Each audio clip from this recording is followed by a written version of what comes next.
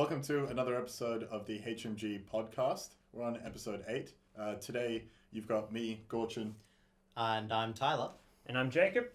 On the podcast today, we're going to be talking about the final Varsity event. We're going to do a little bit of a hobby update as well and talk about the things that we've got going forward. So, Jacob, what have you been up to recently? So I've been exploring a lot of the world of moderns, basically. So I've been painting up a few modern figures to kind of represent what would be in a Counter-Strike kind of game. So Dan, our regular host, he's got a rule set that he's working on called Tactical Reload, and that is very representative of Counter-Strike itself.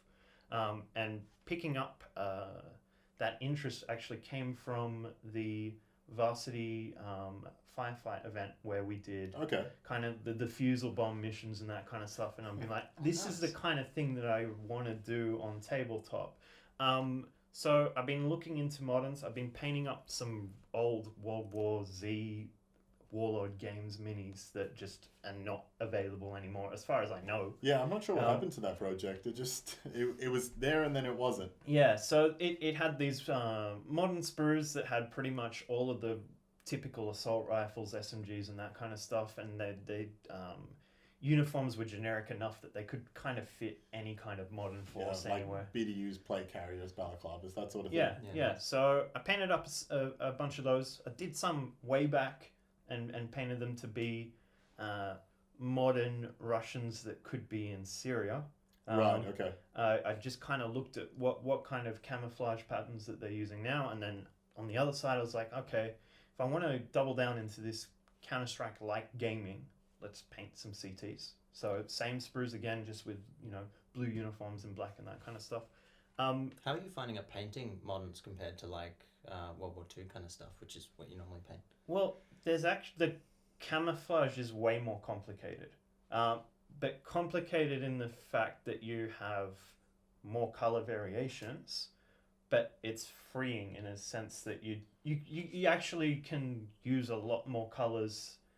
You can go crazy. Yeah. You don't have, like, you can find a lot of material and references out there to, base it on, but when you look into that, there's a wide variety, and you could pretty much blindly choose a couple of colors and splash them on, and you could get something. I actually saw a Facebook post about someone being like, oh, why aren't moderns more like accurate to the time period? And one of the publishers for some Kickstarter piped up and he was like, we can't actually be that accurate because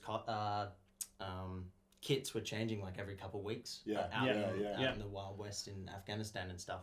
And so, you do have a lot of freedom. And those who've seen Generation Kill, in the initial part of the invasion of Iraq, they were giving woodland camo CRBN suits to keep them safe from nuclear, biological, and radiological, but they still had desert, plate carriers, ammo carriers, backpacks and stuff. So it's a hot mess. To be clear, when I'm talking about camo, I'm not talking Call of Duty camo, which is something we'll get we're to going to get to in a minute. But there are some... there are some strange colors, like red is apparent in a lot of pieces of camo, and it might just be this red little splotch or whatever it is. But World War II has a lot of particularly the Germans have camo in World War II.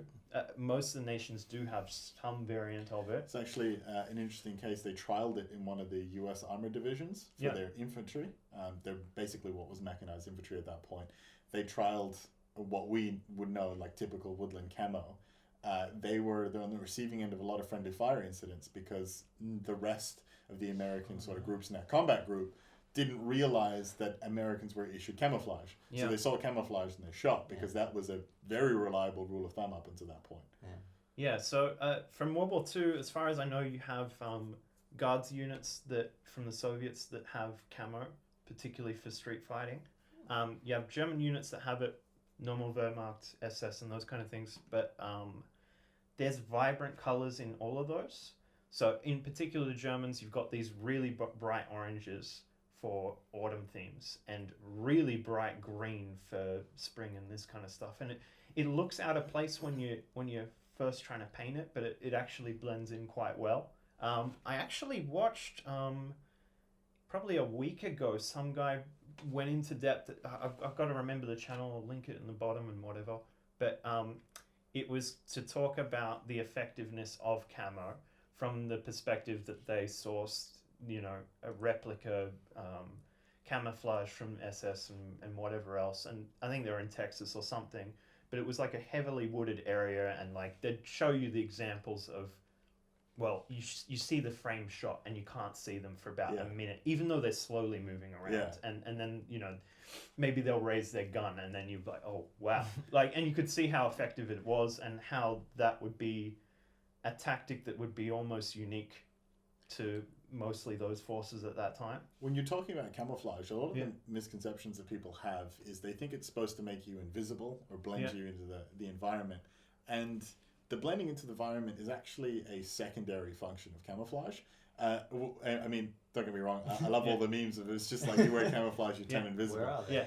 But what you're actually trying to achieve, same with the camouflage that you see on naval boats. Some of those have, you talk like razzle dazzle. Yeah, it's insane colors. Yeah. It's not blindness. Yeah. It's to prevent identification.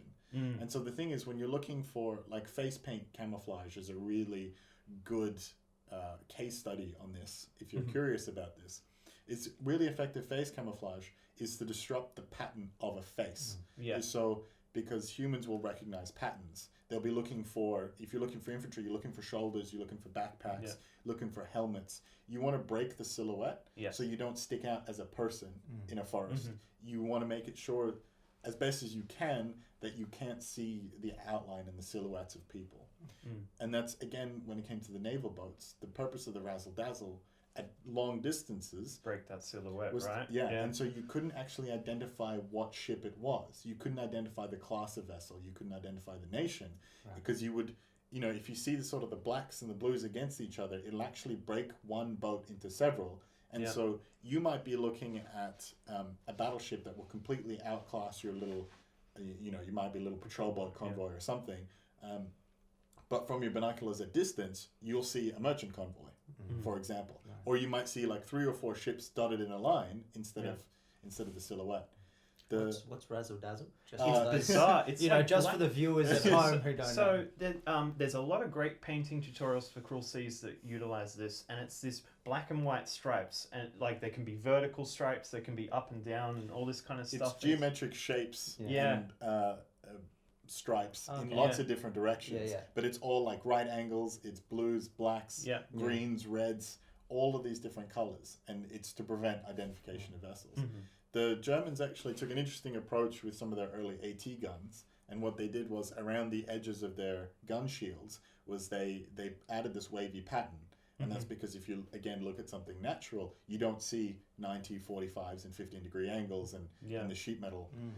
You see this, you know, you'll see patterns of not quite square things. And so that's why, and also the gun shield wasn't symmetrical for the same purpose, because symmetry, again, is something that's iconic of a manufactured piece of material. That's crazy.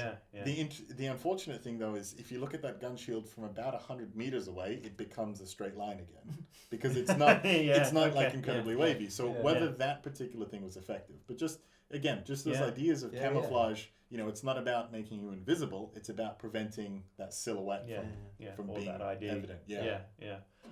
So did look into modern rule sets as well, because obviously we've got that tactical reload that we're working with Dan, but I wanted to know what's out there. So what I do have, someone from the club ended up donating Spectre to me at some point. Awesome.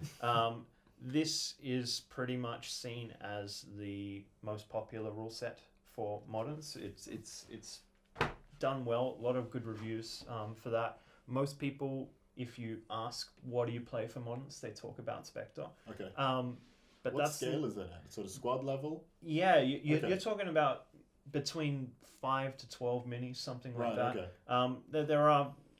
There are additional rules to expand that, but you're looking at maybe a 2x2 or a 3x3 table with small amounts of troops.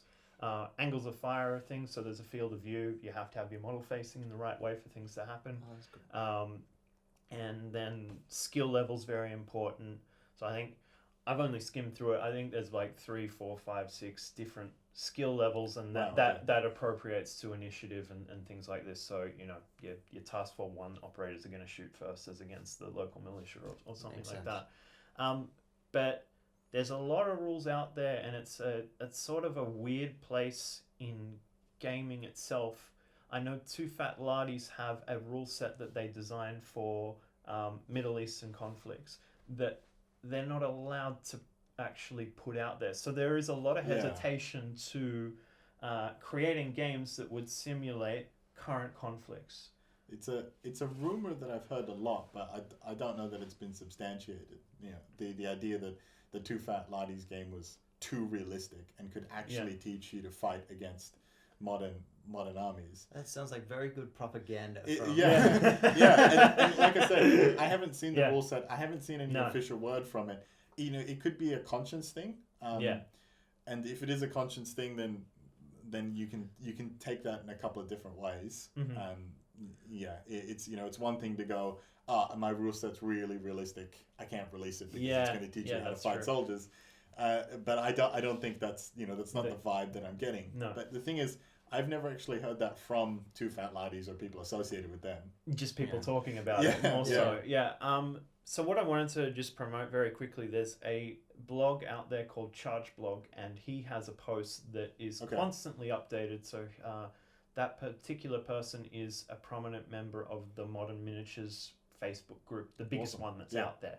And it's titled something along the lines of Great Big Modern Warfare Complete List of Rule Sets. And it's a comparison of all of the rule sets that are, all of the popular ones. There's something like 12 of them. I'm trying to decide where I want to be. What I'm clear on wanting to do is I want small combat. So very small squad level. 6 minis sounds perfect to me. An hour game. That's what I want to look for. So Spectre's a good one. And then the other popular, but and I'm told is kind of a easy to learn rule set is Black Ops, which is by Osprey Games. And I know a few people in the club used to play that, and particularly in PMGG, they play a lot of that. They did it for about a year. So it's something I'm really into. The other thing is I watched Armchair Historian this week specifically put out a whole Iraq 2003 series. So fantastic. It's about 45 minutes of content of those 3 videos, just detailing what happened and where and those kind of things. So I'm kind of very interested in exploring that in gaming. Not necessarily just focused on Iraq, but modern warfare. I think Iraq's that sort of interesting space where now we're starting to slowly move out of asymmetric warfare. A lot of those modern nations are actually retooling from asymmetric warfare back into symmetric warfare. And so I think Iraq is at that particular conflict and that invasion is that really interesting point where it's modern enough where most of us remember it happening, and remember some of the lead up and build up to it, but it's long enough that a lot of the stuff that was hidden is now coming out. And a lot of the official stuff is being relaxed a little bit. We can talk about those things more. So I think it's in that sweet spot where it's interestingly it's starting to fade into the historical part it is, where you can explore those different aspects. I know there's a few people around who are really keen on sort of platoon or bigger in sort of Cold War gone hot scenarios. I'm sort of quite interested in that as well. But I haven't really found a rule set that's captured me. I wasn't really keen on Team Yankee, which I think is the Battlefront Miniatures Cold War one. But that would be the scale that you're thinking that you'd like? I think that one's probably a little bit too big as sort of company. It's probably something around 1 or 2 platoons. Something like a mechanized infantry platoon or something along those lines.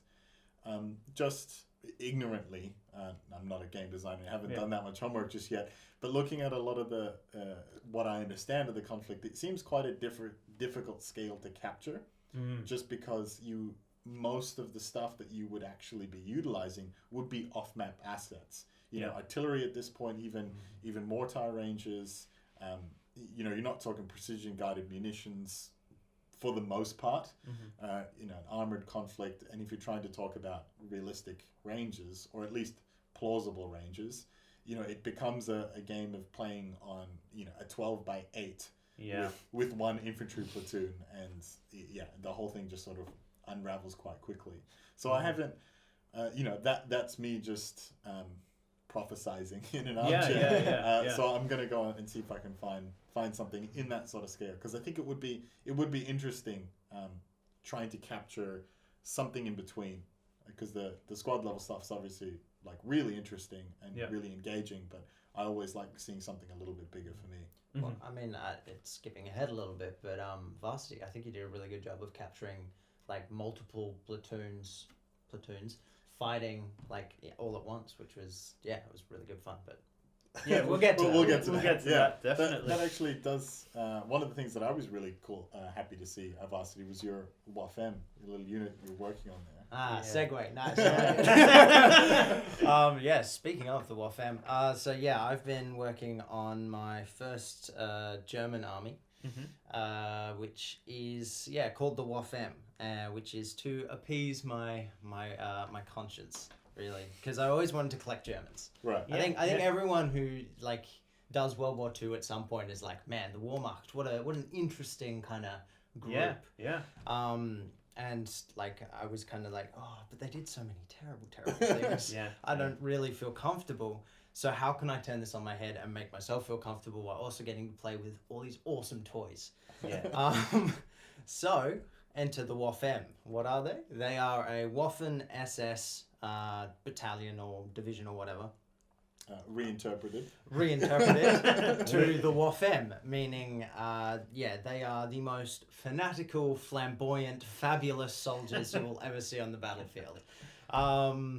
They're just absolutely covered in pink, which has been really, really interesting. And of course you're getting a panther and painting that pink. I have a pink panther or two. Or two, okay. Two. Okay. And it's like I've never been this excited to collect an army before. Like in the past, especially with painting, I find it very difficult. I'm like, just slap it on, just do whatever. But these guys, I have literally a half a box of grenadiers in different stages of like recipes and trying different things. That's a really important part of the journey. Those test pieces. Absolutely. And I know for me, it was really.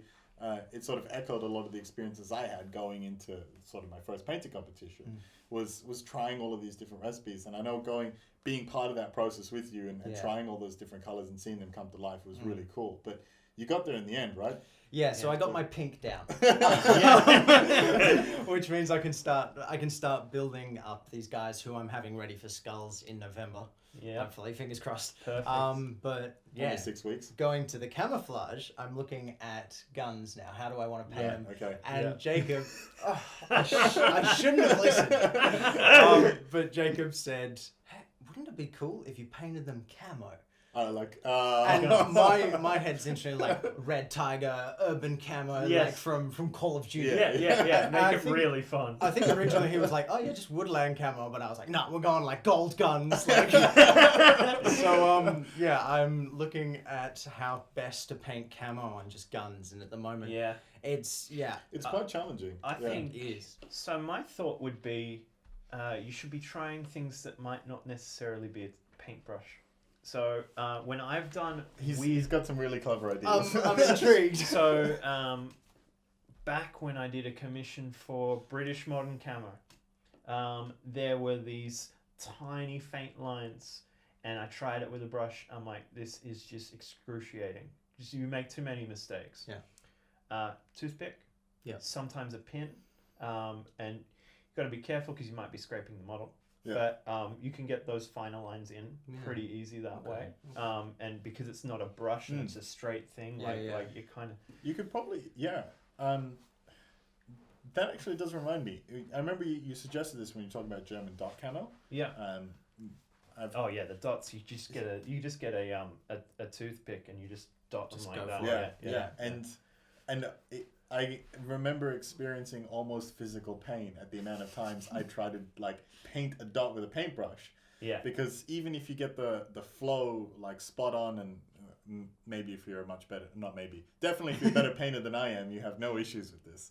But one of the challenges that I have is getting like a nice concentric circle. Because of course, if you think about a nice detailed brush, it's got soft bristles. It wants to move around on you, and you have to apply not much, just a little bit of pressure to get it to move. Otherwise, you get like very thin paint that'll flow off your brush quite readily. But again, it's not going to give you that nice, vibrant dot. It's very typical. And I think the more that I've thought about it and spoken to you about your toothpick techniques, I think hands down the most underrated hobby tool is a box of toothpicks. Yeah. And I don't say this to oversell the point. When it came to my Iron Signet entry, I used more toothpicks than I did anything else. Are we talking freehand on decals? No. So that one yeah. I still find that the brush works better because I'm trying to mimic the strokes of infantry. So getting the little tails and stuff works much better with a brush. Cool. But I'm talking like the tool that I use to create the divots in the belt, the divots in the weld seams and the beads was a toothpick with a little bit of soda can like metal wrapped around it in a U shape. And then when I was filling in all of the seams and stuff, I was trying to use like plastic knives or my finger or something like this. Toothpick every time. Oh, every time. Yeah, honestly, just using a toothpick and just rolling it.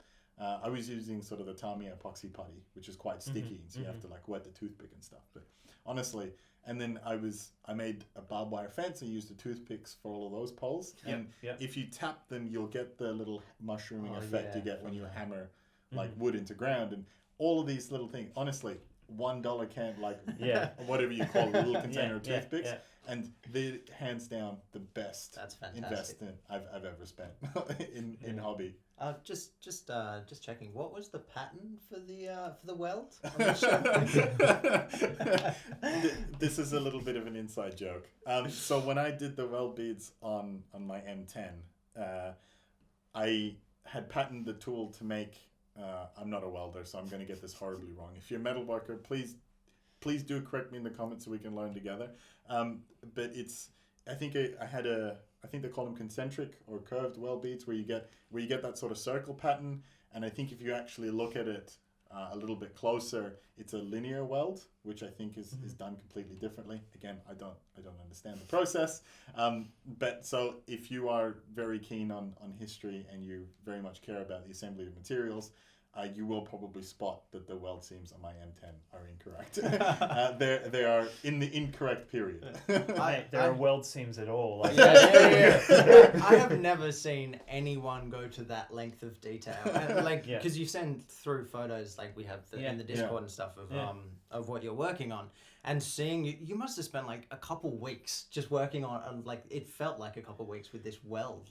So it was probably about a week's worth of hobby time. Which I didn't keep a strict tally, just for my own sake. I wanted to know. It ended up being an average of about 15 hours per week. I was working. I was having for hobby time, and so that was including all of the test pieces on a 172nd Centurion. A Walker, which is in a horrendous shape now because it's covered in putty and weld seams that are awful. It was probably about 15 to 20 hours to get right, but it's one of those things that there's this weird break point in that skill where looks like crap. You do one and you're like, oh, that looks pretty good. And then getting it from pretty good to a little bit better has not happened. That was another 15, 20 hours on getting the actual weld seams onto the model. And it's a weird thing where it happened where your brain and eyes just go, oh, that's what we're doing, and then it works. If you guys are keen on trying it, check out Night Shift on YouTube. He's got some fantastic tutorials on that. That's actually where I'd sort of learned. So is that like a scale model? He's in Europe, I think, and that's all he does. He just does scale models. He's more in sort of the 1/35th space, but his every video he talks about everything that he does, and he really works you through it. He's a fantastic person to learn from. Speaking of scale models, you have a very interesting tank that you bought for the Waffemme. Oh, yes. Coming back to the Waffemme. So like I said, I've never had this much passion for a project, so I've gone all out. I've got Captain K from JoJo. Yep. I've got some she-wolves from Pulp Miniatures. They're like German female soldiers, and they have like a dog as well. Think Tarantino, Fu Manchu trailer from Grindhouse. Oh man, this is amazing. They're phenomenal. And then the most recent purchase, thanks Jacob, who sent me the link for it. It was this Toon Tank, like a tiger tank. Raw Toon. World War II. Tournament legal, of course. Of course, yeah. You don't mind me having this like tiny little tiger just hide behind this building. That's 4 times taller, like 8 times shorter. Yeah, it's just perfect height for like a building. It's just squeezed up. So it's got like two wheels on like the tracks or something on either side, and it's just like really high and just comically proportioned. Yeah. So fantastic. I don't think I'll be using that for skulls, but it is. Please do. Look, I'm scared enough, honestly. Bringing these guys to skulls, I'm really worried that some people are going to get really, really mad at me. I really hope so. Like I say worried, but at the same time, I'm like, I think it'll really show people's true colours. The German army never had pink. Well, they do now. Never mind that somehow in bolt action, every like platoon has a supporting vehicle, not like one in every 400th platoon. Never mind that fact. The problem is they never had pink camo. That's the real problem. One of my objective markers is also going to be a pride flag. Yes. Okay. So thank you. I'm going full out with this army. I just really want to bring representation. I think that's a really good thing. We don't see a lot of that in this space. I think Games Workshop recently did an unofficial post about why all Space Marines are male. It was like some and all of this sorts of stuff, and I think Objective Secured makes a really conscientious effort with their doubles event to bring everybody into the community, and we all try to be as welcoming and inclusive as possible, because the reality is that we got people of all different walks of life out there, and we want them all to just be there and having a good time. And that's a really important thing. It's it's interesting coming into this space, like, because Warhammer it targets little kids, right? It does.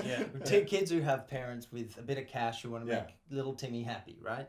But when you get into the kind of historical kind of stuff, it's an older kind of crowd, I'm finding. Like, they're obviously younger, but especially coming to even RHG, I think I'm one of the youngest. I am probably the youngest person there. And so, like, bringing that kind of, I don't want to say breath of fresh air, but you know what I mean? Bringing that kind of new perspective. There we go. New perspective is something that I've always wanted to kind of capture with everything that I've done. Fantastic. So bringing it to, like, my newest favorite army, it just seemed like a no-brainer. For me, in my hobby journey, I've typically looked at a paint scheme that's provided by the manufacturer, right? And work towards. I when I started that way, I didn't enjoy painting one bit. Trying to match their color scheme, their quality as well. Like you just setting yourself up. Heavy metal standards. You're setting yourself up for failure, especially if you're a guy who just refuses to do any kind of layering or line edge highlighting or anything like that. So it took me a couple of months when I first started. I'm like, okay, painting, I'm just going to go for what I think. And then from there, then I moved to different games, and then I started again. I'm like, okay, let's look up painting tutorials that people do. And then I'll be like, okay, I need this color, I need these 5 shades of green or whatever. Then I shifted from that. I'm like, no, I will look at what something looks like, and I'll use what colors that are similar to that, and then move from there. So like that was kind of like my stages of. But I think the creative freedom when you move to something that's designed in your head, it's just way more fun. And I don't know about you, but like I always got a little bit resentful about buying paints that were for this specific thing. I was like, like, I don't really want to have to buy more paint. Here I am with 20 shades of pink. Like, you've never been happier. That's it. I'm like, I can use this and then get this and mix them together. Like, so I think it really, really helps when you're passionate about something. And you let go of these kind of shackles that you put on yourself. And there is something to be said for, if you're trying to learn a specific technique, is apply some constraints. But that's just because if you've done a lot of designing, and I'm not necessarily talking about artistic designing. I mean, like, you might call it engineering, you might call it woodworking. If you've done any of that kind of designing, if you have a lot of constraints, it's extremely difficult to design within that entry or within those barriers. If you have no constraints, it's even harder. Having absolutely zero constraints on a design, which is typically what happens with an army scheme, right? You will flounder and find it very difficult. What I find helps a lot is applying a couple of artificial constraints. And, there are things that don't actually that aren't actually limiting you, but you've just decided that you're not going to worry about. They're outside your current scope. And that might be a skill level. It might be, like you said, Jacob, I'm not buying new paints. Yeah.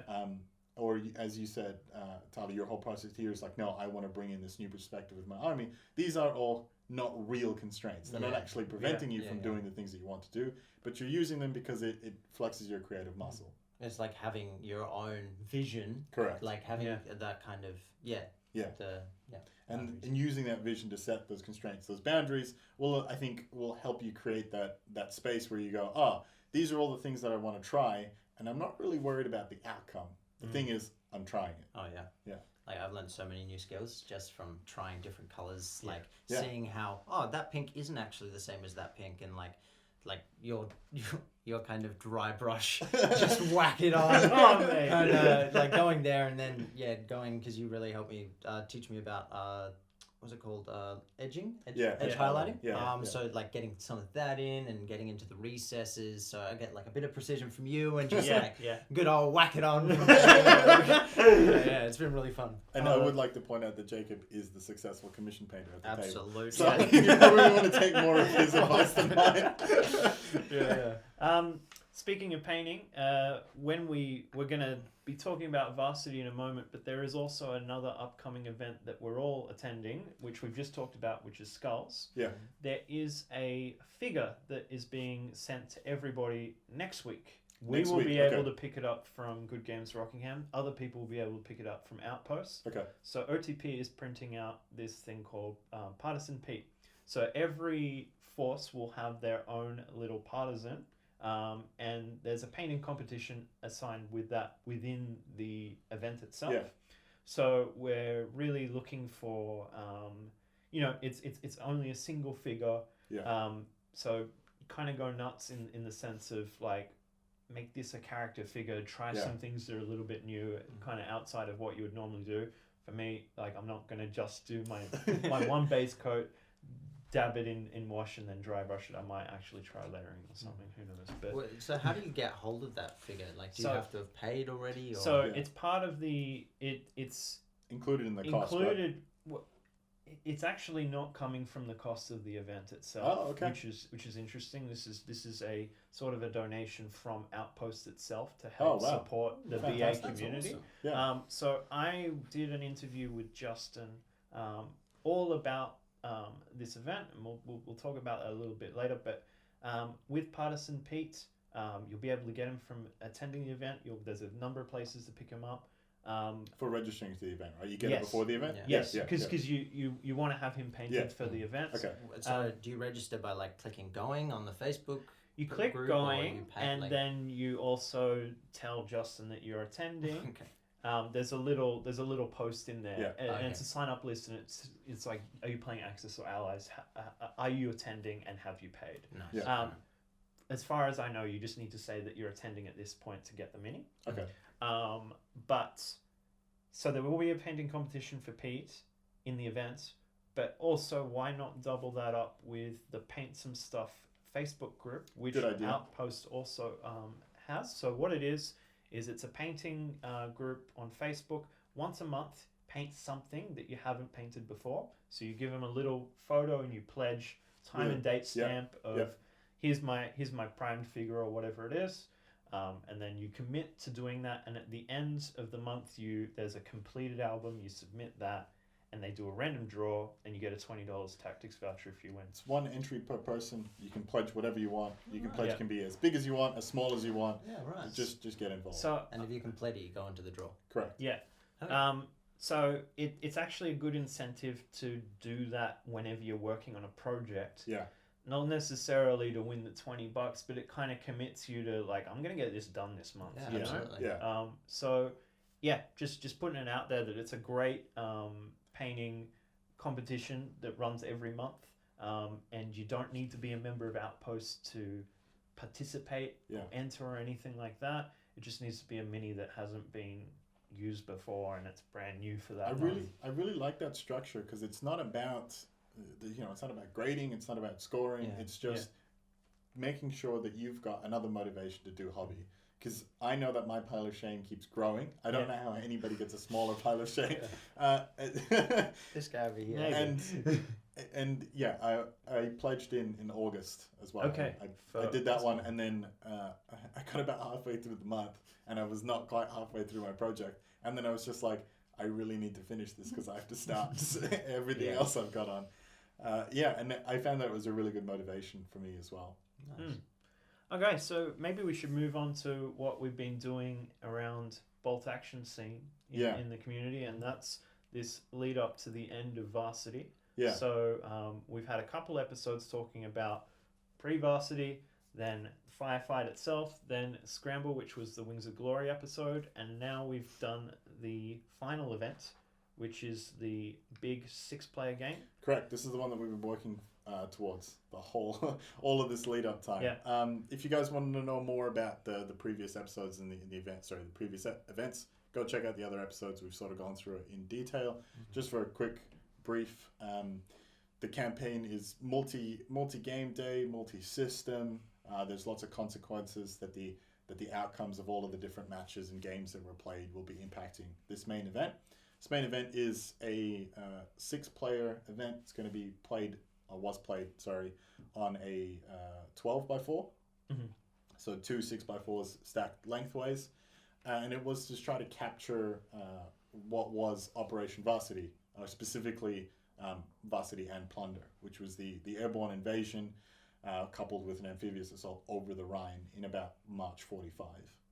And so which is why Tyler's joining us here, because he was one of the Axis commanders, and I was just there playing as game referee. So the thing that we did, we had a couple of special rules specifically around sort of the bolt action mechanics. So one of them, the key one, was that we didn't do order dice at the value that most people would understand, rather than being, all of the 3 players of one side and all the 3 players of the other sides, each individual order dice going in the bag. It would have worked out to be, I think, something like 65 dice at the end of the day. Ugh. So instead, what we did was, this was actually John's idea, if I remember correctly. And we're going to be talking to him soon about some of the awesome stuff he's done in the local BA scene. Yeah. It is this thing called company level order dice, where what you do is the order dice in the bag for the allies is the platoon that has the largest number of order dice is what's in the bag. And so it became a little bit of a bookkeeping exercise to make sure that the number of dice in the bag were correct, which is why it was good to have a non-player there like me. I was just there to help sort of facilitate everything and keep going. The flip side of that is when the allies draw a dice, each allied commander got would pull dice out of his own pool, and he could snap 2 within his own forces, and as long as there was more dice than he had left, he would still have sort of the same initiative as his teammates.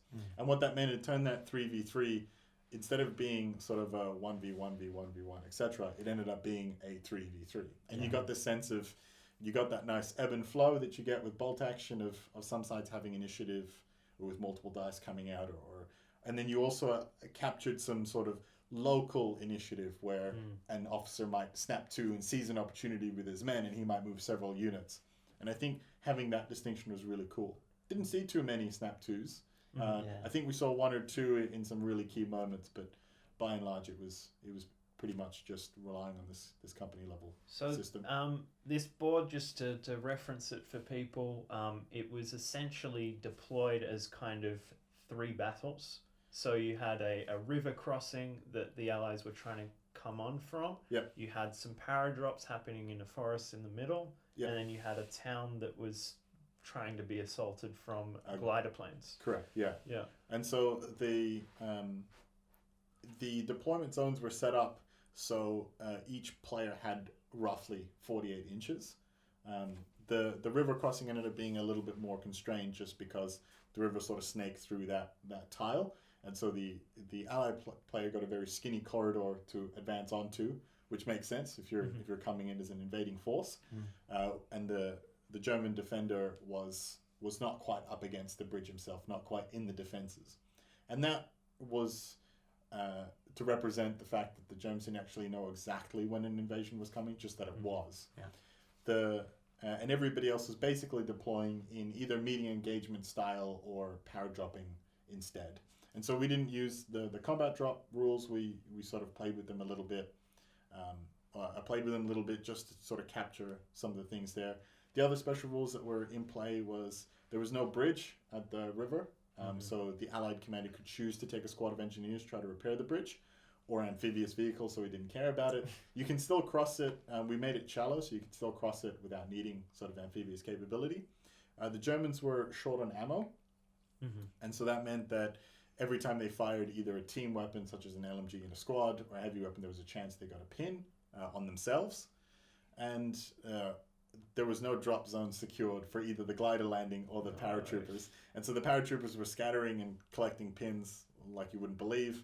And the glider was landing through Rommel's asparagus and just basically potentially applying pins to every unit that crawled out of the glider. So I think overall, from my perspective, everything worked how I had designed it to work, which is a good thing in and of its own right. But that doesn't inherently mean that it was a good mission design in the first place. I think this sort of harkens back to what I was saying about my some of the practice games leading up to the Skulls event that we had in July. You know, I had this, played this one game where I had this awesome game plan and everything was working to the game plan and I still got absolutely destroyed. And it wasn't until turn 5 or 6 that I realized that's what was happening. And it's a very similar trap that you can fall into when you're designing one of these events. It's just because things are working how you expected them to work doesn't actually mean that what you had intended was a good, fun thing to do in the first place. What I found was when we played the day is that the Allied players had collected pins very rapidly in the first turn and a large number of them across many units. And in bolt action, that can sort of make and break. But what it ended up happening was the paratrooper player had to spend the entire first turn just rallying. And it actually ended up being his second turn he had to rally because his first turn was spent deploying. And that, like, you know, and while you think about having a power drop with an unsecured drop zone into behind enemy lines in broad daylight, that makes sense. Doesn't necessarily mean it was fun. And then the other thing that I found was, and this is something really obvious I could have picked up reading the pack, was that each special rule that ended up being applied pretty much had a different percentage chance of applying a pin. And it ended up just being a case of next time if I would do this again, I would set all of those probabilities the same and either the rule is on or it's off. I think overall, my biggest takeaway from it as somebody sort of designing missions and putting these events together, the things that went really well was we had players in the day, which is always a really good start. And to secure that, I locked this thing like 6 months ago. This is the date. If you guys can't do it, let me know. But if we can hopefully pick a date that all 6 of our players would be there, fantastic. Also lined up, I think in the end we had about 4 backup players. It wasn't intentional to get 4. The initial people that we invited to play said, I'm not sure, I can't commit. And then there was a few of us who were just really keen to see the event through, that we were there and we had backup armies. That was really key. The other thing was I was checking in with every player at least once a week. It ended up being somewhere like once a week to once a fortnight. Some weeks were busier than others, depending on whether we played an event recently or a new version of Players Pack came out. And so for me, all of that was really good, really key to success. And so that's something that I think if anybody wants to do one of these events where you've got a lot of special rules, is just keep engaging and just keep chatting to the players. Something that sounded really cool to me, and I'm upset that I wasn't involved because I was going to be a stand-in for either side, is that you had these private chats going. You had the anonymous chat for the Axis. The Axis, and what was the Allied one called? I was actually joined it like sort of right at the last minute. I wasn't in the Enigma chat either, and so I actually really liked it as well. I don't doubt it, and I actually would have recused myself as early as possible. Just because I don't want there to be any implicit or explicit bias that might have ended up. And because I was the one who was basically summing all of the outcomes at that point and figuring out which rules were in play, that's obviously got some implicit bias. I mean, you're never going to be able to avoid that as a human being making these decisions, but I had sort of mathematical checks. So it wasn't me deciding whether the rules were in play. It was, if we had this many victories in a firefight day, then this would be in play. They weren't arbitrary decisions. Correct. So, thank you. But yeah, how I've heard so many things about this Enigma chat. Oh, man. So I remember you were like, because I think I asked you at one point, I'm like, do the Allies have this chat? And you're like, yeah, but I don't think it's very active. Yeah. We were like, every second day, I was like, all right, boys, what are we doing today? Like, what's going on? Because as soon as we found out who we were with, we made this second chat and we named it the Enigma chat, obviously, because of the Enigma code. Yeah. And yeah, from day dot, especially one of the guys in there was like, you know what we should do? A little bit of propaganda. So, because we didn't know each other's lists, obviously. I think the idea was we turn up on the day, we find out what we're versing. So the Axis players could talk about their lists within themselves. The Allies players could talk about the lists within themselves. But I had made it very clear to ask both sides to keep their lists hidden from each other. Because one of the outcomes of the firefight mission was that I would distribute an interpreted sort of briefing, Some recon. a recon report of the opposing forces. Yeah. And so the Allies managed to secure that advantage, and I did that after everybody's list had been submitted. Yeah. So the thing was, I didn't want the Allied players to have that opportunity to go, armored force, mechanized infantry, I know I can rejig my list to deal with it. But they had the opportunity to change deployment zones. And choose who might deploy where. And, We actually, we specified that with you quite early of they've got their lists locked in right before this happens. Yeah. So because then for the next couple months we were just, and luckily one of the guys had a lot of tigers and panthers. So he was like, yeah, I'm taking 6 tigers. That's my entire list. And we just kept chucking out all these false rumors about how we were building things. And it wasn't just in the varsity chat. We were chucking them up on Discord and stuff. Hoping that they'd be like, oh yeah, pulling all this information in, thinking they're pulling our lists together. It's very interesting because that happened just in the lead up to the last Skulls. Oh, yes. So I did a community vote on what list I was going to take, which is what I took. But Nathan at the same time put out an armored platoon that he was going to take, and I saw it just as after I committed. I'm like, I've got no chance. This is just going to completely destroy. And it was not the list he took. He took a completely different nation. He just fooled everybody. It was just a night before, here's what I'm taking. Because, people get exciting to show what they've painted. I think it was a week before. It was actually before list submission had closed. Yeah. Or it might have been just as it closed. And it was, Dan was like, that was a nightmare. He just had so many plays can I change my list? We had... For Varsity, we set up I set up the one chat, which was all the players plus me, and I think we had some of the backup players in there. And that was just an admin chat, to keep the flow going. Players pack has been updated. Yeah. How's everybody looking? And then, you guys set up your Enigma chat. The Allied commanders set up their Allied chat. And it was just, I think it was the one thing that I was really humbled to see was a couple of the players actually, they didn't tell me that they were doing this, but on their days, oh, by the way, I painted this whole force specifically for this event. Yeah. And that was really cool. I was really humbled to see that. We had a paratrooper force that did that, and I think Brad said he finished a few units of the Germans up to bring them onto the table in a day. And that was really cool. And I was like I said, I was humbled. I was really happy to see that people were so keen for this event that they were collecting and putting these lists together. And I didn't expect that. I actually specifically had a chat with a few of the players. I was like, look, don't worry about having a perfect list. I'm not going to care about proxies. I'm not asking you to go and buy stuff.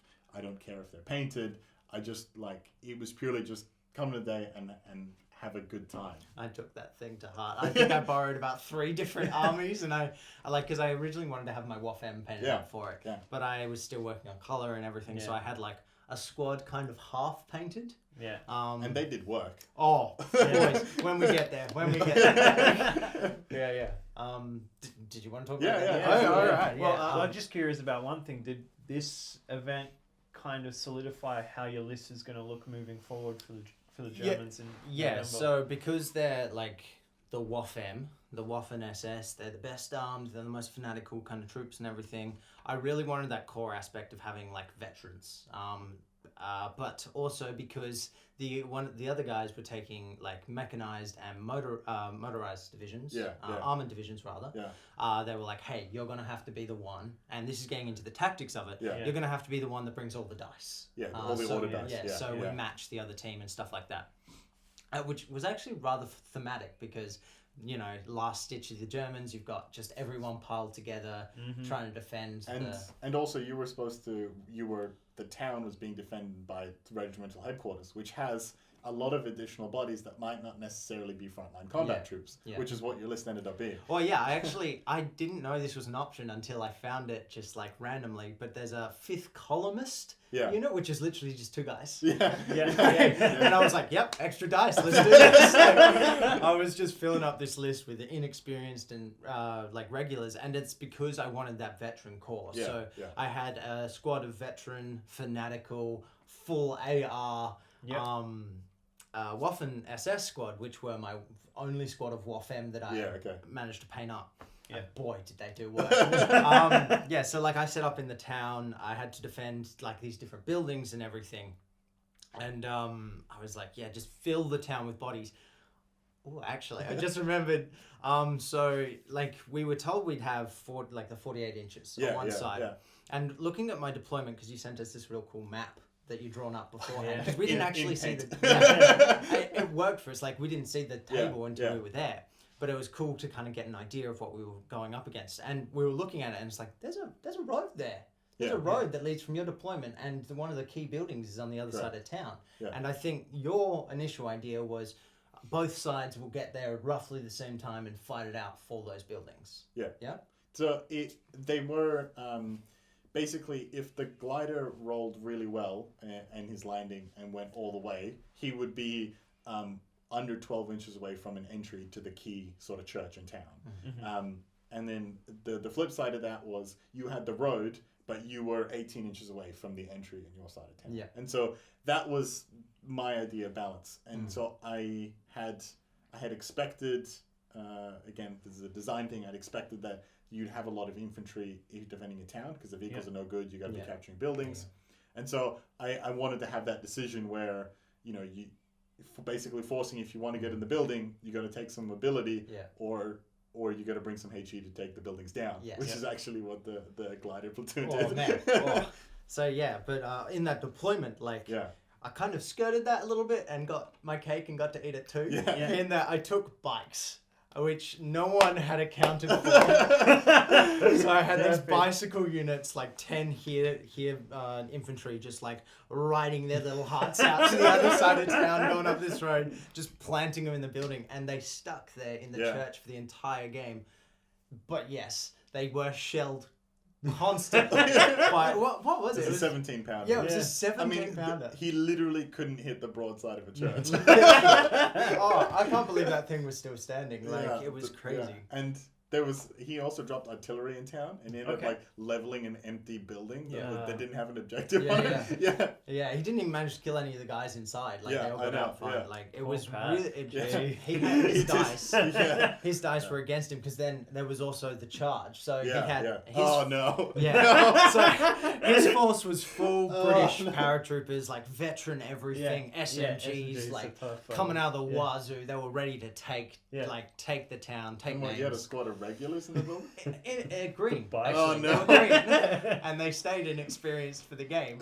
So I had these inexperienced hears who had ridden in on bicycles. He had these guys coming up gliders and they were like running across. He had a full squad of 10 just like charged across like an open field. From a glider over the asparagus, just like tally-ho jets into the building. Man, it was awesome. Like watching these guys just sprint across the field. And I'm sitting here and I've only ever played, like, honest truth here, about 3 or 4 games of bolt action. Yeah. And so I've never really experienced, like, tough fighter veteran, against inexperienced. The impact. The impact. Yeah. And so he's like, I charge into the building. And everyone around me is like, oh. It was like, good luck, Tyler. It was nice knowing you. I was like, I don't understand. Like, I don't get it. And then I still didn't get it. Because his dice was so terrible. So I'm just rolling like my handfuls of dice, and I'm a guard player, so I know how to roll good dice. So I'm just like, woo, yeah, woo. Hey, look, I killed like maybe 5 of your guys. They're veteran? Oh, that's crazy. And he's like, that shouldn't have happened. That shouldn't have happened. I think he killed 1. Yeah, so he's got 5 guys because he's fighting across cover. And so he rolls his dice and he kills 1 guy. I've made all my saves for my inexperienced squads against his veteran tough fighters.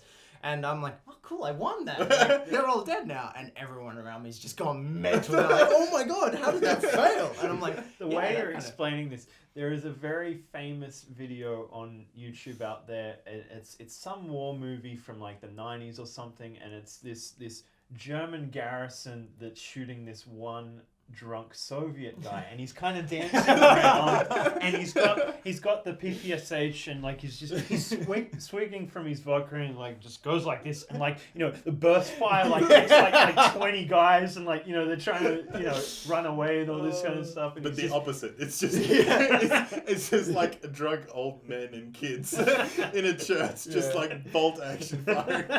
Oh, it was great. Yeah, but with the list burning as well, I didn't take any LMGs. Yeah. So it was literally just rifles firing the entire time because of that pin. And I'm like, I get a pin on my inexperienced guys, I am screwed. Yeah. It's just not going to happen.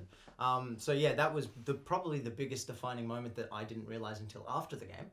Yeah. But the best moment for me as a player was when I like Dan, who was the paratrooper commander, Correct. His forces had some of them had swayed onto my side and kind of consolidated a little bit. And so I was like, how close are those guys to my deployment? And we kind of looked at it, and Dan, who's amazing with trigonometry, was like, it's probably about 6 inches. And I was like, thank you. He was a really good kind of opponent. Like, he's great to play with. Yeah, absolutely. Good sport. But yeah, so Shane I just used to TO all the time. I bet he'd be awesome to play against in like Skulls or something. Yeah.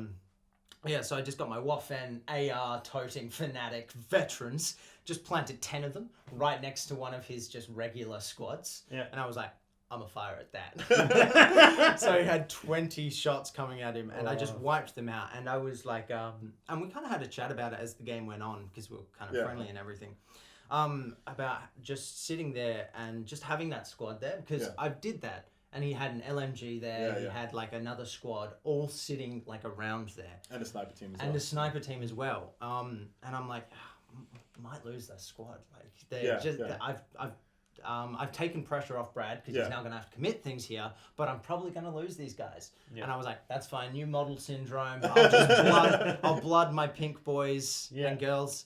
And move on. Yeah, it's whatever.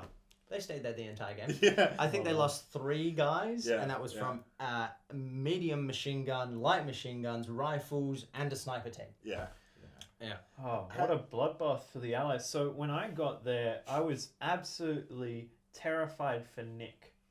Nick he was a German bridgehead defender. Yeah, so defending that river section. And I know that Wayne has taken a full armored platoon that includes a Pershing. Yeah, a Pershing, a Sherman, a Chaffee. Yeah, and I think might have been 2 Chaffies. Yeah, I think it was.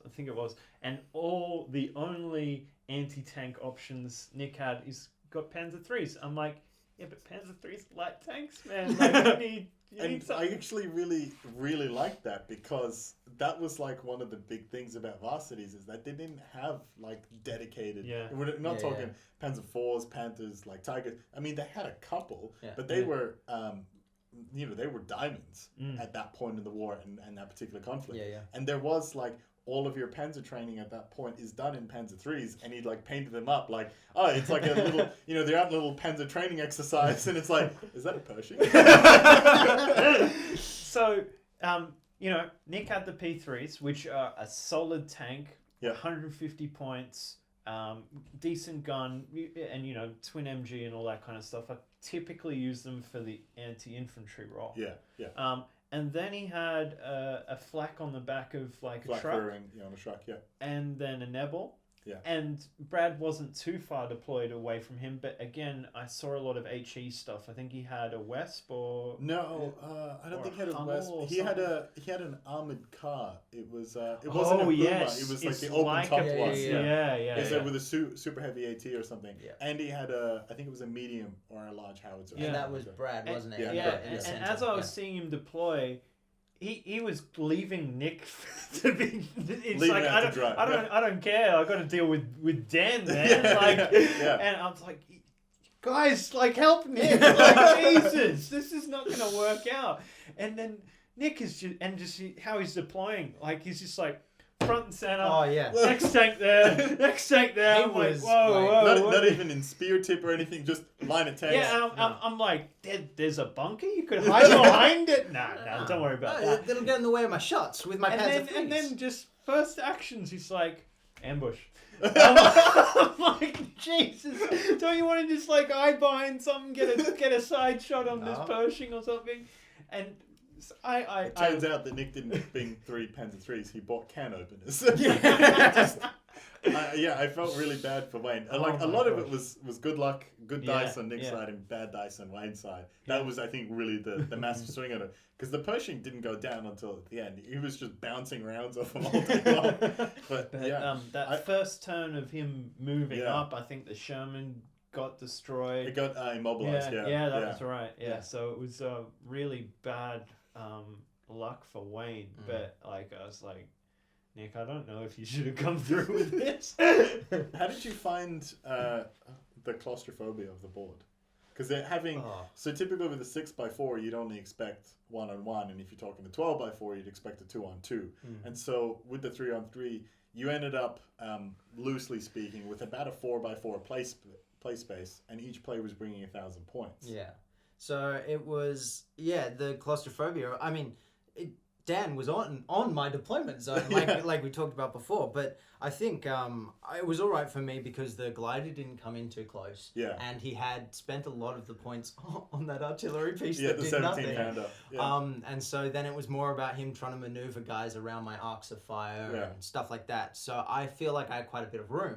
Yeah. Brad, on the other hand, was stuck in a forest between a rock and a hard place. Yeah. Because that's kind of where half the paratroopers went. Yeah. They were just lining up against some trees, embankment with the trees and just raking into the forest of Brad's troops. And Brad did a great job. Like he took on all comers. Because he had the British paratroopers glider infantry yeah. squeezing over one side and the US coming in from the Yeah. top. Yeah, yeah. And then he was like pressed up against the German armored platoon. Yeah. And he's just like, well, I guess this is my lot in life. I'll just hold on to this point. Oh man, yeah, it was like we kind of helped each other out because he distracted the paras, I distracted the American paras. But yeah, it was once the veteran British paras got into the town, that's when it felt claustrophobic for me because I was still dealing with this little section that was firing at my Waffem for the entire game. And they started to hit my howitzer and mortar with 2 snipers, one from the British and one from the US. But yeah, once they got into the town, my guys got torn up because it's veteran tough fighters. I wasn't fighting over cover. Yeah. So I've got these inexperienced like squads, and I didn't take full squads because I wanted all the dice. Of course. Yeah. So I had like 5 here infantry up against man. 10 veteran paratroopers. And that's when, like, once we got into the city, it started to feel a bit more hand-to-hand kind of combat. And that's when, but yeah, looking at the board, it definitely felt claustrophobic. But as a player, I think just thanks to like Brad and like our kind of teamwork, kind of really helped ease the pressure for us. But yeah, it was so funny with like the Pershing and everything, like because I'm fighting here, I'm focused all my attention on here, I'm coming here. I didn't even really pay attention to Brad. Look over at the other end of the board. Oh, they're all gone. I see like these flames coming out of these Shermans and stuff. I'm like, wow, like. So what I would have loved to see is the armored commander go on a thunder run. Yeah. Because there was a road that ran the length of the board intentionally. So there was a couple of pivots around the center, again, just to make sure you couldn't run through it and to have like a little bit of a death valley. But the whole, like what I would have thought the armored platoon guy was going for was just, it's this concept of thunder run. You load up in a convoy, you set a speed, and you just forget that your brakes exist, and you just fire and roll. Yeah. And I was expecting to just roll on through so you could bring armored support to the rest of the Allied players. But Wayne's game plan there was to take out the German armor so they couldn't then pivot onto them. Yeah. And that I remember talking to Nick before, and he's like, "Yeah, my game plan is I'm just gonna it's gonna be effortless for me. I'm just gonna destroy the Allied armor and then swing in." And I'm sitting there, and this is after I'd seen the list submission, and I'm sitting there like, "You're not punching through a Sherman and a Pershing." Unfortunately, the dice decided to side with Nick on that day. So just to be clear, objective wise. So you're talking about Wayne being on the other side, rolling right in. So it's the church that's important. So there was roughly one objective for each pair of players. Yeah. So or one objective space. So the one at the bridgehead is there's a checkpoint on both sides of the river that are worth equal points. And so the idea was they couldn't just sit there and ping rounds at each other because they weren't going to get anywhere, victory point wise. The one and that I think they were worth 1 or 2 each ticking up. So every turn. Then there was the space in the middle had the forest clearing where the road ran through was like an artillery zone. If you had more units in it, more units in it than your opponent, you earned a couple of VP. However, for every unit that was capable of indirect fire, so howitzers, naval warfers, indirect firing, self-propelled guns, whatever, they were worth 1 additional victory point, regardless if you actually controlled the zone. And they had bonuses to hit on specific areas of the board, because this represents a forest where the Germans were trying to set up an artillery position, and the paratrooper division, I think it was the 82nd, was actually assigned to clear out the artillery position. So that was that representation. And then the town had the most objective points. You had 4 buildings throughout the town plus a church in the middle. The church was worth a couple points every turn, and it was also worth 3 points to the first person who captured it. So it could only be captured once a game. Ding, ding. And so what I was trying to encourage was that how roughly the points ended up working was if the Allies won the bridge and the forest, they would have a close victory, and if the Germans dominated the town. But basically the idea was that if you wanted to win, you had to control the town, which was what the whole point was. The bridgehead is obviously important for an amphibious crossing, naturally. But the town, just like Bastogne was in the Ardennes forest, represents sort of the crossroads. This is when all of your different bridgeheads can meet up. This is a mustering point. And so I made that you either had to win, if you won the town and any of the other battlefields, you won clearly. Yeah. And that was what I was trying to go for. And so I was really, and I did make that explicit in the players pack as well. And so what I was expecting to see was just a general gradual push from all players from the river into the town. And that more or less happened, except everybody kept stopping each other from moving down the board, which again was interesting for me to see. I had these intermixed and claustrophobic deployment zones because I wanted people to go, "Oh, that's not my AO, but that is a good opportunity to take." And so to see a few of those happening, like with your Waffem, and see Brad take some of those opportunistic shots as well was good. Oh, fantastic. Yeah, it was so fun. Fantastic. Yeah. Glad to hear. The one thing, because I felt so bad at the end because I had held most of the town. Yeah. And it would have maybe been a different story if he'd gotten those veterans in. But even then, I'd held that for 2 or 3 turns. Yeah. So maybe even turning down the victory points to the church or something. Yeah. So there was a looking back at it. The other thing is probably just neutralizing the victory points, just making it even, and just that ends up being just a case of majority rules. The other, the first, I guess the big thing for me is you got to play test, and it was, I didn't. I'm gonna commit a sin and admit to it. It's I didn't actually play test the event because I didn't feel like playing 6 players and doing it. It was a lot of effort to get it all set up, and I was worried about all the other lead ups. I said, I don't care if it's perfect. I care about doing this event. And I think that's probably really good advice for anybody out there is don't be disheartened if it's not perfect, and don't chase perfection and lose sight of completion. Always make sure that you finish whatever project you're starting. If it's not perfect, just start another project. Yeah. We've all got enough piles of shame to support that. We've all got Yeah. enough mission ideas to support it. Just try it. And that's not to say you can't go back and redo the same event. Mm-hmm. And we actually had a lot of interest outside of RSG about Varsity. And so I will actually be tidying up the players pack, making it a bit more explicit, and then I'll be publishing new people access to it. So if they want to come down and play it, they're welcome to. If they want to try it at their own clubs, they can as well. That's cool. But I think it's definitely one of the things that I agree with you there is probably neutralizing the victory points and making sort of those probability of pins, special rules, the same. Might be a nice idea to relaunch it at Outposts or something like Yeah, that to get yeah. a completely different Absolutely. player base and see how it would work out. Yeah, I guess we'll have a chat to Yeah. the Outpost guys. Yeah, if you're listening, let us Yeah. know. Yeah. So thanks for talking to us about Varsity, but we've got another event coming up for Bolt Action in Perth, and that is Skulls, which is going to be hosted by Outpost 6030, end of November, 12 50-point lists with 12 order dice. What are you guys happening to bring to this event? So 1250 at 12 order dice for me was actually a little bit more challenging than I expected. So I brought a 12 order dice list to the previous one in Skulls, and that was only 1,000 points. That was a nice sort of balancing act of how big do I want my squads, transports, my tank, and stuff like that. Looking at this list, I got to about sort of short of buying a vehicle in the list. I got to about 800 to 900 points, and I got what I liked in there. I got my 4 veteran squads at 8 men. One of them's an engineer squad with a flamethrower, your sniper team, your howitzer. I got my transports in there, and all of the other little bits and pieces that I like.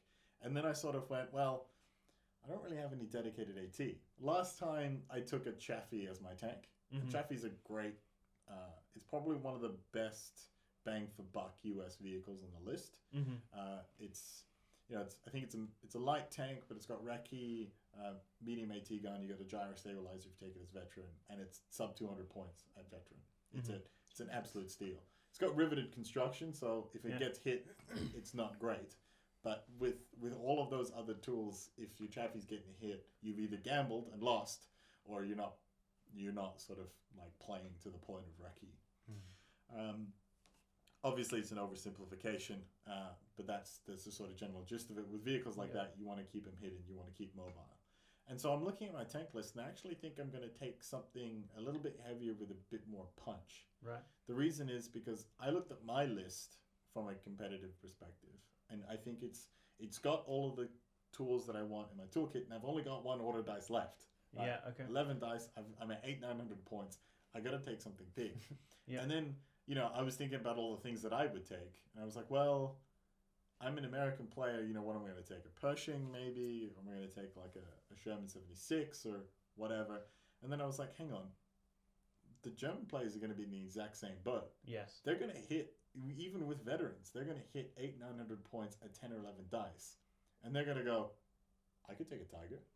I could take a Panther. I could squeeze that in. And so that's, again, I'm not massively concerned about a super heavy or a heavy or super heavy tank on the field. But I expect it's going to be a reality. And even if I take a medium AT, it's like, yeah, I can throw some pins at it. But if I want to throw some pins at it with like multiple pins, I got to take a heavy howitzer. Yeah. And that was just a little bit too much point cost for what I was getting. And if I'm taking a heavy howitzer, I don't really want to be slinging it at a heavy vehicle anyway. And so I'll probably take, a 76 or something that's got a heavy AT gun, just because I don't think it's going to make or break a game. Yeah. But I don't want my player to be blasé about the move, or my opponent to be blasé about movements of his armor, even if it's a heavy or super heavy tank. I want him to go, oh, you've got a heavy AT gun. Well, I don't really want to know if I want to expose myself to that. And again, it's not, we talked about this a lot. Players in Bolt Action, particularly new ones, really get this tunnel vision on armor. But it's 1 or 2 order dice at most compared to the rest of it. You can't do objectives and all most of the time, and all the other sorts of stuff. It's like, no, it's a tool just like any other one. Used correctly, fantastic. Used incorrectly, useless. And so, but I don't want what I want to do again is just force my opponent to be in that position where they have to make multiple decisions or multifactorial decisions, and I don't want to give them easy decisions, because you don't capitalize on your opponent playing well, you capitalize on your opponent's mistakes. Yeah. And obviously there's many aspects to that. Identifying the mistakes, identifying multiple ways of capitalizing on them, choosing how to capitalize on it, and the execution component. The one part that a lot of people overlook is getting your opponent to make those mistakes in the first place. And that has got much more to do with game familiarity, not making mistakes in the first place, of course. But then you can leverage your opponent to make mistakes by forcing them to make lots of decisions and making difficult decisions. And so that's really the core of it. You know, I don't really see MMGs being that useful, so I probably won't be taking any of them. Won't be taking LMGs because I want to be moving and firing with my US. And I'll probably be taking just a cheap transport for that one mission we can do the outflanking. Yeah. Just because I really like that little maneuver. So we're talking about, I completely forgot the event name, but it's called Partisan Party. Right. Okay. And there's a little bit of flavor in the partisan fact. Early on, we brought up about Partisan Pete, that you'd be painting this partisan figure that would be a part of your force. There's a number of side missions included in this pack, which is similar to On the Side, that we had these additional things that you could score points over, just as important as completing the actual mission that you're playing when it comes to scoring. So there's going to be points in time where you might have to change your game plan to deviate to the side missions or the mission itself to get to the number that you want, because winning the scenario on those conditions doesn't mean that you got enough points to push you through on the next round. Correct. But so the tournament win, I think, is 2 victory points or greater than your opponent. Yeah. So I don't have the players pack in front of you. If you're within 2 victory points, it's a draw. If you're 3, it's a win, or it might be if you're within 1, it's a draw. But and so that's where those sort of side objectives really come in. If you're able to not just complete the mission, but also complete all the side objectives and prevent your opponent from them, then you'll have a massive sort of tournament ladder victory. So the theme for this is all around escorting Pete. Yeah. So he will be able to join various squads for the specific purpose of scoring objectives, these side objectives. As far as I understand it, he can only join 1 squad per game, and he can. Yeah. He's just attached at the beginning. You choose a squad. So he, for all intents and purposes, he is just attached in an escorting role. He's not able to commit to combat actions or help with rallies or anything else that you would normally see. We go into a bit of a deep dive with Justin. We just recorded about an hour-long episode all about this event. It goes into all the decision-making for creating the side missions and how that came to be. It's really cool. In relation to lists, for me, I'm trying something new, and that's just trying allies. Okay. Just played Germans for the last 2 years or so. Painted up an Ardennes force, so may as well try and use it. As for the, I'll probably have very similar elements to Gorcin in the list, except for the armor. Okay. And I'm pretty much, haven't play tested it all, but I think the Hellcat is at a nice points level, so it has a heavy gun and it has the armor recce. It's just open topped. It's just open top, which is a bit of a trouble, but it comes at a really nice pointless level. It's sub 180 points. It's something around 170 or something like that. Yeah. So it's at a really affordable price for a heavy gun that can just go recce around things. So I want to see how that plays. But other than that, it's just going to be veterans. Lots of veteran squads. I've grown to like at least 12-man units. Yeah, okay. I like my really heavy squads of troops, so I'm going to try and put in as many of them as I can, and then just double down with HE and hope for the best. And you'll be playing your Waffem. I will. Yeah. Fingers crossed. Well, you'll be playing them, they just might not all be painted. Yeah. So it's fun. Yeah, you're like, those German players probably taken like a panther or a tiger. I was like, yes, I will be bringing a pink panther. Yay! Fantastic. Yeah, in case you can't tell, my list is thematic. Like Yes. that is what I'm aiming for. I'm not there for a top 3 Yeah, finish or whatever. I'm there to get some actual like proper like strong games of Bolt under my belt, because like I said, I haven't played since Varsity, and I've only played 4 games before Varsity. So I'm actually quite new when it comes to playing Bolt, although I've been around you guys for the past year and a half or whatever now. So I've seen a lot of Bolt. Yes. And I understand theoretically, which is why I'm listening to you guys. I'm like, no, that's good. Because I'm like the guy at home that's like just getting into Bolt and everything. I'm still learning. So listening to you guys, you're like, sub 180. That's good. Right. Don't focus on just the tank. It's just, okay. Like, I'm just picking all this stuff up. I just was like, I just want to do something that's fun for me, but also pushes me to paint these guys. So I've got, my list will be, Pink Panther, Captain K from Jojo. Yep. And then 2 squads of Fanatic assault rifle toting Waffem. Yep. And then I've got the 2 squads of what are they called again? She-wolves? Yes. Oh, yes. Perfect. So I will be bringing a dog. So I'm like, I know I'll be going up against like competitive players and stuff. So I'm just going to bring a spare guy, but I'm going to be like, hey, do you guys mind this dog just being a rifleman? Like, yes, do it. Because it's just like, without that, it's only 4 and, just having a small squad and stuff like that.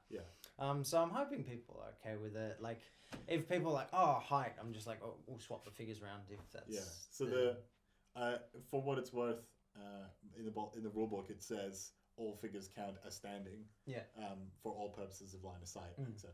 So as long as like you've got, if it comes down to line of sight issue, as long as you've got another model, even if you could just move one of the other models into its place. I think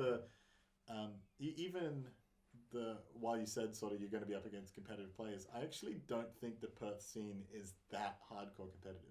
There are a couple of groups around in Perth who are fantastic players and they're very competitive. But I would say that even Skulls in July, I would say it was probably about half of the player base was not there to win at all costs and to get across the finishing line. Who bought 6 tanks? Was that Mike? Oh, yes, Mike, and he had every variant of the Panzer from 1, 2, 3, 4, and 5. I mean, he didn't win the tournament, but he won all of his games. And he had fun. And I think you're going to have the most flamboyant army on display, and that's something to be proud of. But absolutely, you should be going there to have fun. And there are going to be some positives with what you've taken. People are going to be afraid of that Panther, even if it's painted in bright pink camo and it might be a War Tunes Panther. They're going to be at least psychologically. My They're going to be off kilter. That's my Hellcat will probably recce rather than try and shoot which is a strategy in itself. It's gonna be awesome. Just chuck in some Panzerfaust into your squads as well, man. Everything has Panzerfaust. The max sort of go on easy army. How many Panzerfaust? I think it's like 4 per squad or something. No, it's funny that we're talking about camo before, especially razzle dazzle kind of warship, because I actually went in and talked to some guys at Games Workshop. I said it bad. No. So I talked to them about camo because obviously they have a more flamboyant color range. The colors are very saturated. So I went and talked to them, and this guy he's like, oh yeah, it'd be so cool to have like a historical forces pink. And so he actually pulled up some pink camos because that's what I wanted to do with my Wafemme. And he was telling me about pink camo and how it was actually the best for warships. But they couldn't get their troops to go on the ships because they were too flamboyant. And everyone was like, I'm not getting on that. Not in the Navy, mate. So I just thought that was a really funny. That is a funny point. So I'm looking at painting kind of camo, kind of cool stuff on the Panther, but I don't think I'll bring the War Tunes just because I don't want to. If you're on my table, swap it out. Oh. Please. I'll bring it just for you. Yeah. Sorry, I'm forcing you to paint 2 tanks. Look, man, like, I need It's all the gonna happen. practice. I need all the practice I can get. Like, it's gonna be. I'm really, really scared to paint up Captain K because I want to do that model justice. Yeah. It's a limited run from a great movie, great character kind of thing. I just want to make sure it's done right. Speaking of Captain K, the Juggernaut podcast, if you have a look at their Facebook, every person in that crew has a Captain K model. No way. And they've done a little painting competition awesome. together. That's awesome. So there's a photo and there's like 20 Captain Ks and it's everyone and they've gone all out. Yeah. Like there's some Fantastic. really high quality I'll have to check painting it in out. there. So yeah. check it out. You might get some ideas. Yeah, I'm excited for the Partisan Pete as well. Yeah. I'm gonna do some pretty cool stuff. For that. I went very boring, and you know me, I'm always after primary source material. Yeah. I got the Osprey publication for Tito's Partisans, and I was looking through there because he's actually wearing quite similar uniforms. Yeah. Once they got uniformed. And there's some great like color combinations in there, like your blue dress trousers with this brown coat, and then like a blue coat with a brown trousers. So I love it. I'll be doing something along those lines. The model itself could fit in a lot of places in Europe. Yeah. So you could paint him to be a Soviet partisan. He could be French resistance. Oh, yeah. He could be Dutch. Like there's so much opportunity to actually go quite hard into the painting for Pete. I'm excited. So I'm actually really excited to see what people do.